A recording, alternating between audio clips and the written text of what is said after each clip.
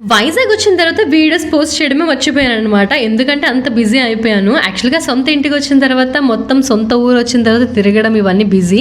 And night అయితే వచ్చిన రోజు అయితే ఇంకా కజిన్తో కలిసి మూవీ చూద్దామని చెప్పి బెడ్రూమ్లో ఏసీ ఉంటుంది కదా అని చెప్పి హాల్ రూమ్లోనే టీవీ పీకేసి ట్రాలీ మీద సెట్ చేసి దానికి ల్యాప్టాప్ కనెక్ట్ చేసి మూవీ అయితే వేసుకున్నాం అనమాట. ఇంకా మా బుడ్డదాన్ని పడుకోబెట్టి ముగ్గురం కూడా కూర్చొని సినిమా అయితే చూసుకున్నాము. నెక్స్ట్ డే మార్నింగ్ అయితే ఎండ బిభత్సంగా ఉంది. బట్ కానీ రేషన్ తెచ్చుకోవాలని చెప్పి బయటకైతే వెళ్ళామన్నమాట. సో ఇక్కడ రైతు బజార్లో అయితే మనకి ఎక్కడ పడితే అక్కడ దొరుకుతాయి, కానీ విశాఖపట్నంలో పంజాబ్లో ఇలా ఉండదన్నమాట. ఉన్నా కూడా చాలా కాస్ట్. రైతు బజార్ అయితే ఉండదు, బట్ మామూలు బజార్ అయితే ఉంటుంది. కానీ వెళ్ళి వెజిటేబుల్స్ అవి తెచ్చుకోవాలి. ఇక్కడ దొరికినంత లైక్ బడ్జెట్ ఫ్రెండ్లీలో అయితే పంజాబ్లో అయితే కూరగాయలు అస్సలు దొరకవు. చాలా అంటే చాలా కాస్ట్ యాజ్ కంపారిజన్ టు ఇక్కడ నుంచి అక్కడికి.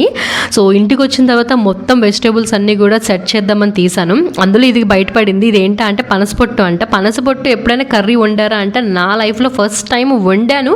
అది కూడా చెత్తగా ఉండాలి. మా హస్బెండ్కి చెప్పాను కూడా, నాకు రాదు తీసుకోవద్దు, అయినా కూడా నా మాట వినుకొని తీసుకున్నారు. ఈతకాయలంటే చాలా ఇష్టము, తిని చాలా రోజులు అవుతుంది.